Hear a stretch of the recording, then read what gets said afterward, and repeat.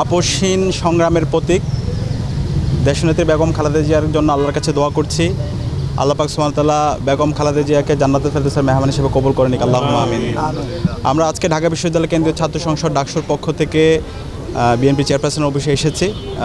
যে শোক বইটা ওপেন করা হয়েছে সেখানে স্বাক্ষর করা এবং আমাদের ডাকসুর মোট 5 জন সদস্য এখানে এসেছেন। আমরা আমাদের শোক বইয়ে আমাদের স্বাক্ষর শেষ করে বিএনপির ভারপ্রাপ্ত চেয়ারম্যান তারেক রহমানের সাথে আমাদের মিটিং হয়েছে।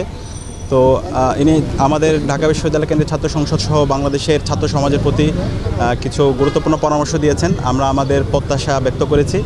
আমরা আমাদের জায়গা থেকে বলেছি, বাংলাদেশে জুলাই বিপ্লব পরবর্তী আমরা যারা ফ্যাসিবাদ বিরোধী দীর্ঘদিনের আন্দোলন সংগ্রাম করেছি, আমাদের সবাইকে ঐক্যবদ্ধ হতে হবে।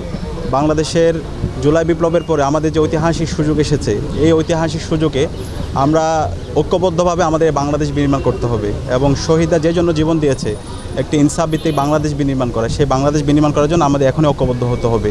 তো সে জায়গায় তিনি আমাদের সাথে ঐক্যমত পোষণ করেছেন এবং বাংলাদেশের সকল রাজনৈতিক দল, বিএনপি, জামাত সহ এনসিপি এবং ছাত্র সংগঠন, ছাত্র শিবির, ছাত্রদল সহ সকল সংগঠনকে একসাথে নিয়ে কাজ করার ব্যাপারে আমাদেরকে পরামর্শ দিয়েছেন।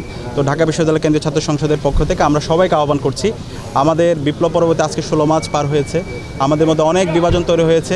সেই বিভাজনের সুযোগ নিয়ে আজকে পতিত ফ্যাসিস্টরা এবং এখানে দিল্লির তাবেদাররা তারা বিভিন্ন ধরনের ষড়যন্ত্র এবং চক্রান্ত করছে। আমাদের এখনই সময় একটু ঐক্যবদ্ধ হওয়ার। আমরা গত 16 বছরে আমরা ভোট দিতে পারিনি, বাংলাদেশে যারা তরুণ প্রজন্ম আছে তারা ভোট দিতে পারেনি। তো একটি ফ্রি, ফেয়ার, ক্রেডিবল নির্বাচনের জন্য আমাদেরকে ঐক্যবদ্ধ ভূমিকা পালন করতে হবে এবং এই জুলাইয়ের শহীদদের যে স্বপ্ন, সেই স্বপ্নের বাংলাদেশ বিনির্মাণ করার জন্য আমাদেরকে ঐক্যবদ্ধ হতে হবে এবং পতিত ফ্যাসিস্টদের যে বিচার, সেই বিচারের প্রশ্নে আমাদেরকে ঐক্যবদ্ধ হতে হবে। একই সাথে আমাদের যে গত 16 বছরে রাষ্ট্রীয় কাঠামো, সকল প্রতিষ্ঠানগুলোকে যে ভেঙে চুরমার করে দেওয়া হয়েছে, সেই প্রতিষ্ঠানগুলোকে নতুনভাবে বিনির্মাণ করার জন্য, জুলাইয়ের সনদ বাস্তবায়ন করার জন্য এবং এই নির্বাচনে জুলাই সনদের যে গণভোট হবে, সে গণভোটকে হাক বিজয় করার জন্য আমাদেরকে ঐক্যবদ্ধ হতে হবে। তো আমরা আশা করছি, যেহেতু বাংলাদেশের সকল রাজনৈতিক দল, ছাত্র সংগঠন এবং ফ্যাসিবাদ বিরোধী সকল সংগঠন ঐক্যবদ্ধ হয়েছে, সুতরাং বাংলাদেশ আর কখনো পথ হারাবে না। আর একই সাথে আমাদের এই বাংলাদেশের রাজনীতি হচ্ছে বাংলাদেশপন্থী রাজনীতি, বাংলাদেশকে ধারণ করা, বাংলাদেশের মাটি ও মানুষকে ধারণ করা, দেশের স্বাধীনতা, সার্বভৌমত্ব, অখণ্ডতাকে ধারণ করা, ভারতীয় আধিপত্যবাদের বিরুদ্ধে সবসময় প্রতিরোধ জারি রাখা। যেই রাজনীতি শহীদ জিয়া এবং বেগম জিয়া আমাদেরকে দেখিয়েছেন, সেই রাজনীতি বিনির্মাণ করাই হচ্ছে আমাদের আগামীর বাংলাদেশের রাজনীতি। তো সেই বাংলাদেশের রাজনীতি বিনির্মাণ করার জন্য আমরা ঐক্যবদ্ধভাবে লড়াই চালিয়ে যাব।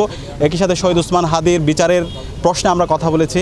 শহীদ ওসমান হাদি যে আধিপত্যবাদের বিরুদ্ধে, আগ্রাসনের বিরুদ্ধে কথা বলতে গিয়ে তিনি শহীদ হয়েছেন এবং শহীদ ওসমান হাদিরকে যারা গুলি করেছে এবং এই হত্যাকাণ্ডের সাথে যারা পরিকল্পনাকারী, যারা পরামর্শ দিয়েছে, তারা এখন পর্যন্ত অ্যারেস্ট হয়নি।